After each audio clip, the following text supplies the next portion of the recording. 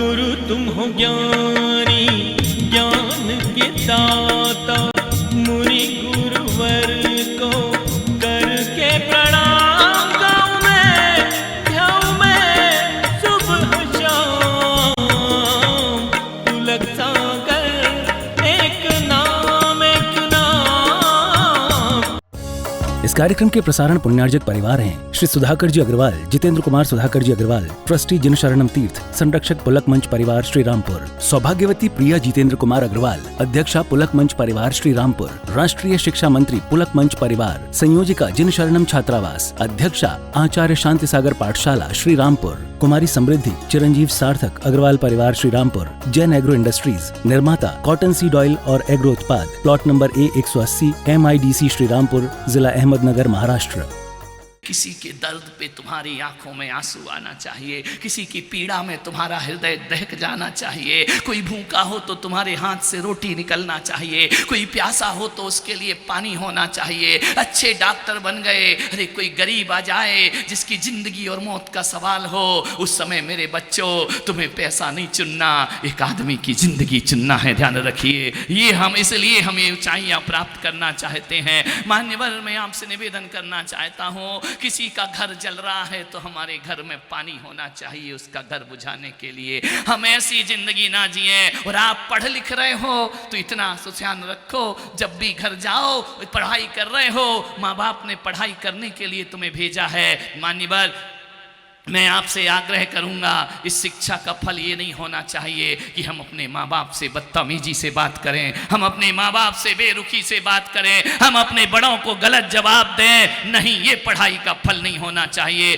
अरे कितने भी कलेक्टर और कमिश्नर बन जाना, कितने भी IAS IPS अफसर बन जाना, यदि बोलने का सलीक नहीं है तो तुम एक पढ़े लिखे गंवार से ज्यादा तुम्हारी कोई कीमत नहीं होगी। ध्यान रखना, बड़ों से कैसे पेश आया जाता है, छोटों से कैसे प्यार किया जाता है, ये शिक्षा मैं तुम्हें देने के लिए मैंने तुम्हें यहां बुलाया है। ध्यान रखना, ये जिंदगी कोई रेल की पटरी नहीं है कि जिस पर जिंदगी की रेल सीधी भागती जाए। मेरे बच्चों, ये रेल की पटरी नहीं है कि इसमें बुलेट ट्रेन भाग रही है तेज गति से।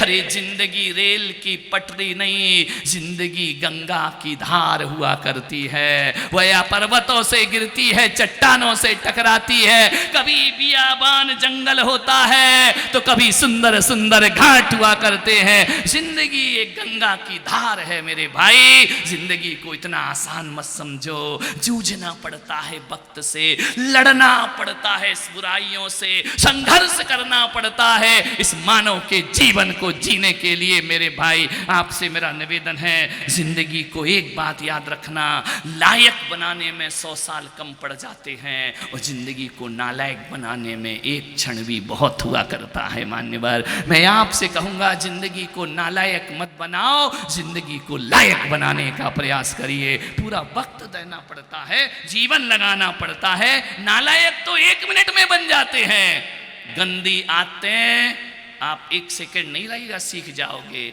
मेरे भाई, अभी मैंने कहा ना, कोई बच्चा खड़ा हो जाए माइक पे बोले, पसीना आता है, पैर कांपते हैं। मेरे भाई, अच्छा बोलने के लिए सीखना पड़ता है, लेकिन आज तक तुमने नहीं देखा होगा ऐसा कोई स्कूल दुनिया के किसी कोने में हो जहां गंदी गंदी गालियां सिखाई जाती हों। नहीं, वो सिखाना नहीं पड़ती, वो अपने आप आ जाया करती हैं। भगवान का भजन याद करना पड़ता है, फिल्मी गीत याद नहीं करना पड़ते हैं, वो अपने आप याद हो जाते हैं। स्कूल का पाठ याद करना पड़ता है। एक बात याद रखो, अच्छी बातें सीखना पड़ती हैं और बुरी बातों को सीखने की कोई जरूरत नहीं होती। अच्छी बातें सीखो, बुरी बात क्यों करते हो जिंदगी में। एक भी अवगुण तुम्हारे जीवन में आ गया तो सारे सद्गुण पे पानी फिर जाएगा। एक स्लेट में जब मैं पढ़ता था तो एक स्लेट पर लिखा जाता था, एक पेंसिल होती थी, उस स्लेट में 1000 शब्द लिखे हैं और एक बूंद पानी गिरा के हाथ फेर दो तो 1000 शब्द मिटेंगे या नहीं मिटेंगे? बताइए, मिट जाएंगे ना? हाँ या ना बोलो, मिट जाएंगे ना? एक बूंद पानी ने 1000 अक्षरों को मिटा दिया। एक ड्रम में 1000 लीटर दूध रखा है, और एक नींबू निचोड़ दो तो 1000 लीटर दूध का क्या होगा? बोलिए, फट जाएगा या नहीं फट जाएगा? एक नींबू ने 1000 लीटर दूध को फाड़ के रख दिया। एक पानी की बूंद ने 1000 अक्षरों को मिटा के रख दिया। इसका मतलब है हमारे जीवन में यदि एक भी बुराई आ गई, वो 1000 बुराइयों पर पानी फेर दिया करती है। ध्यान रखना, कोशिश ये होना चाहिए कि हमारे जीवन में एक भी बुराई नहीं आना चाहिए। एक मुल्ला नसरुद्दीन था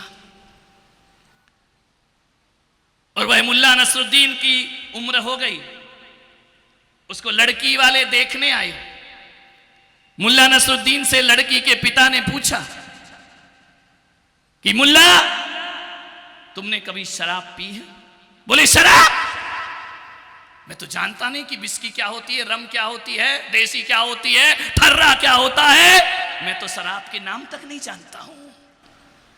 लड़की के पिता ने कहा, गजब कर दिया। अच्छा एक बात और बताओ।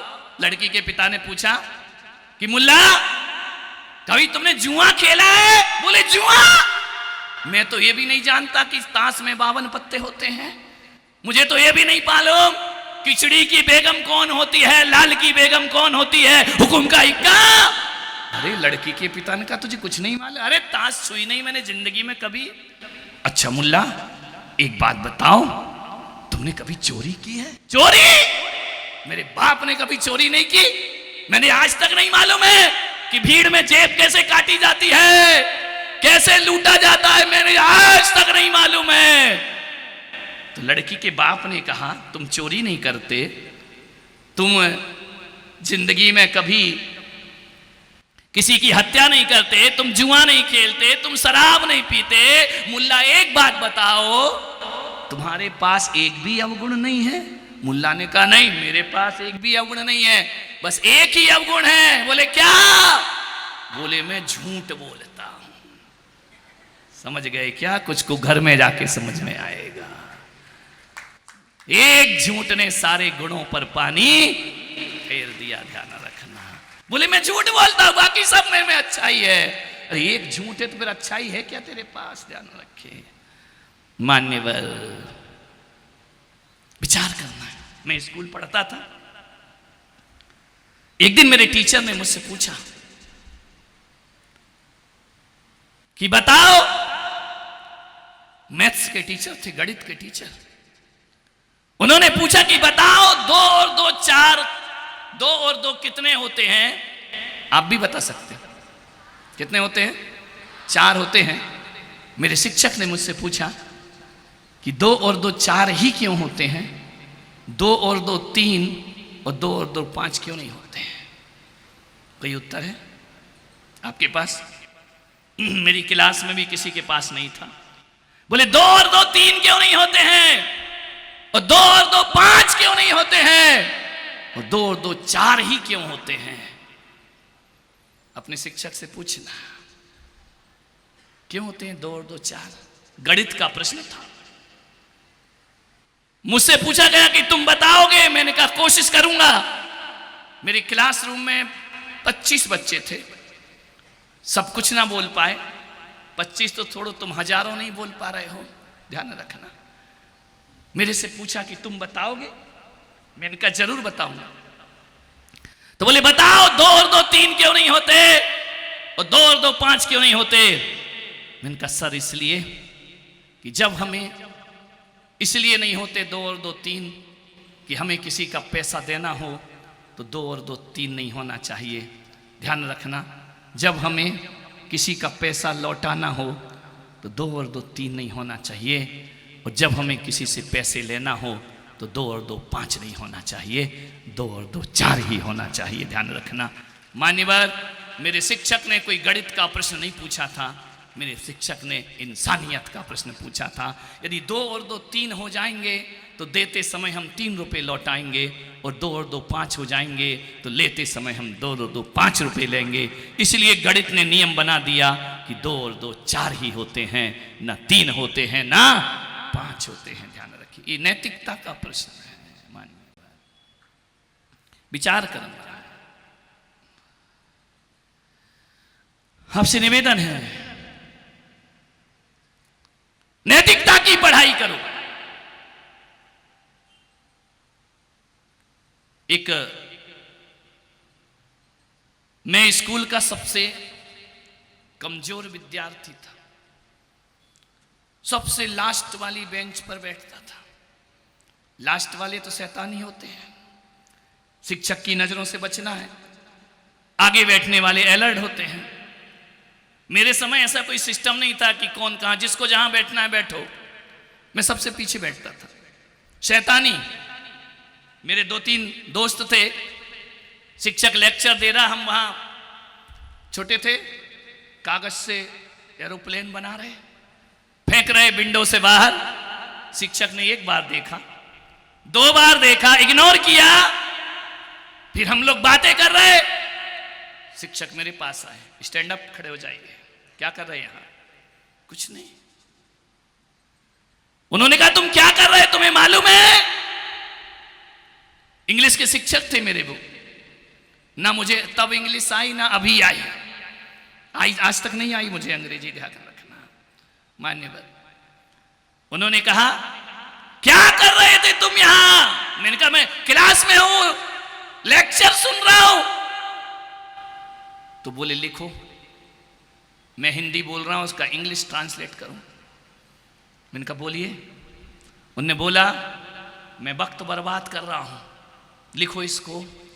मैं शैतानी कर रहा हूं, लिखो इसको, इंग्लिश में बताओ। मेरे बाप से अंग्रेजी नहीं आई, खड़ा रहा। बोले लिखो, बिना लिखे आज तुम घर नहीं जाओगे। उन्होंने जबरदस्ती मुझसे लिखवाया। और मेरी राइटिंग मालूम है कैसी थी? आप लिखें खुदा वांचे। मैं लिख के ही बाजू वाले दोस्त से पूछता था, बता रहे मैंने इसमें लिखा क्या है। मुझे ही नहीं पता रहता था कि मैंने क्या लिखा है।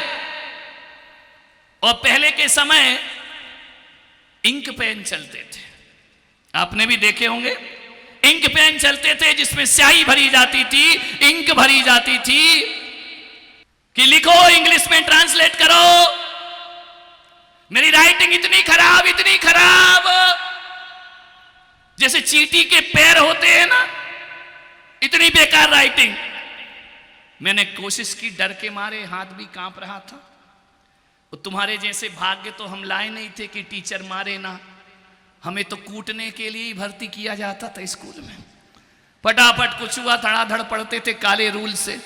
माँ बाप भी जमा कर देते कि खूब कूटो इसको, पढ़ाओ लिखाओ, ध्यान रखना। मैंने कहा अब पिटूंगा तो पक्का है। मैंने कहा ये टीचर मुझे इसलिए नहीं मार रहा, इसने मेरा हेलीकॉप्टर देख लिया है बाहर उतरते हुए, अब पिटूंगा मैं, ध्यान रखना। उन्होंने कहा लिखो। मैंने लिखा, दुर्भाग्य से पेन की इंक लीक कर गई, पूरा पेज में धब्बा लग गया नीला। मैंने कहा ये धब्बा मुझे बचाएगा, ये बचाएगा। टीचर ने कहा इतने गलत ढंग से लिखते हो। उनने मेरी कॉपी ली और फाड़ करके फेंक दी। और मैं जिस स्कूल में पढ़ता था ना, लड़के लड़कियां एक साथ पढ़ते थे, इधर लड़के बैठते थे, इधर लड़कियां बैठती थी।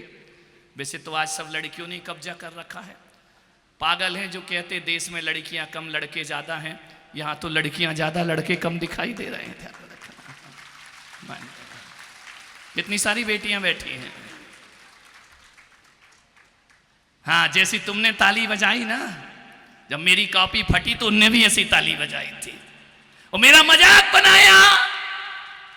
इतना मजाक, हंसी जोर जोर से। हंसने में तो लड़कियां नंबर 1 होती हैं, ध्यान रखना। कोई लड़का कुटे और ये हंसे ना, ऐसा हो सकता है क्या?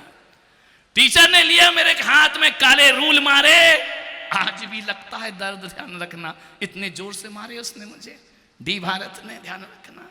लड़कियां मुंह पे हाथ रख के हंस रही हैं। मेरा सिर झुक गया, आंखों में आंसू भर आए। उन्होंने कहा गेट आउट, निकलो क्लास से बाहर। मैं बाहर गया, दरवाजे पे खड़ा रहा। पीरियड पूरा हुआ, शिक्षक ने कहा अंदर आओ। मैं अंदर पहुंचा। हालांकि मेरे बहुत प्रिय शिक्षक थे, डी भारत उनका नाम था, क्रिश्चियन थे। और रिटायर्ड होने के बाद भी वो अपनी सेवाएं स्कूल को दिया करते थे, ध्यान रखना।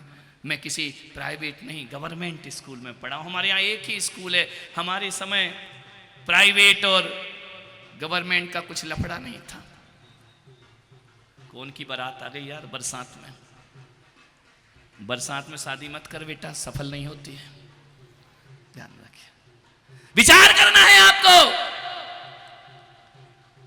उन्होंने मेरी कॉपी फाड़ी, बाहर निकाला, फिर मुझे अंदर बुलाया, इधर आओ।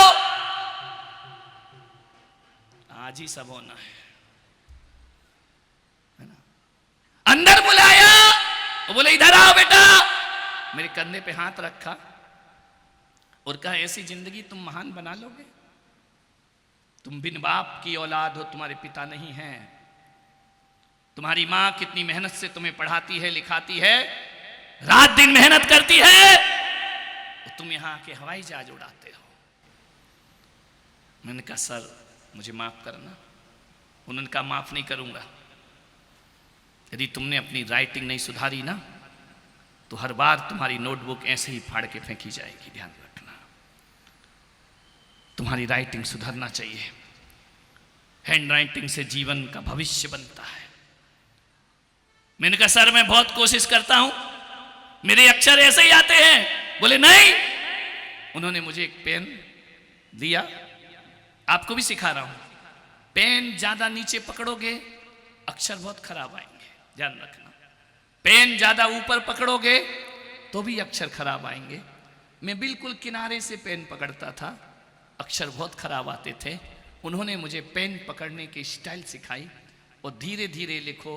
और उन्होंने मुझे कहा बेटा रफ कॉपी कभी नहीं बनाना, जो कॉपी में लिख दिया वो फेयर होना चाहिए, वो रफ नहीं होना चाहिए, कटना नहीं चाहिए। एक बार लिख के काटो मत, ऐसे मत करो कि लिखा काट दिया गलत हो गया। यदि कटेगा तो फिर तुम सावधानी से नहीं लिखोगे। उन्होंने मुझे कहा कि मुझे तुम्हारी राइटिंग अच्छी चाहिए। इस कार्यक्रम के प्रसारण पुण्यार्जक परिवार हैं श्री सुधाकर जी अग्रवाल, जितेंद्र कुमार सुधाकर जी अग्रवाल, ट्रस्टी जिनशरणम तीर्थ, संरक्षक पुलक मंच परिवार श्री रामपुर, सौभाग्यवती प्रिया जितेंद्र कुमार अग्रवाल, अध्यक्षा पुलक मंच परिवार श्री रामपुर, राष्ट्रीय शिक्षा मंत्री पुलक मंच परिवार, संयोजिका जिनशरणम छात्रावास, अध्यक्षा आचार्य शांति सागर पाठशाला श्री रामपुर, कुमारी समृद्धि चिरंजीव सार्थक अग्रवाल परिवार श्री रामपुर, जैन एग्रो इंडस्ट्रीज, निर्माता कॉटन सीड ऑयल और एग्रो उत्पाद, plot number A180 MIDC Shri Rampur, जिला अहमदनगर, महाराष्ट्र। गुरु तुम हो ज्ञानी, ज्ञान के दाता, मुनि गुरु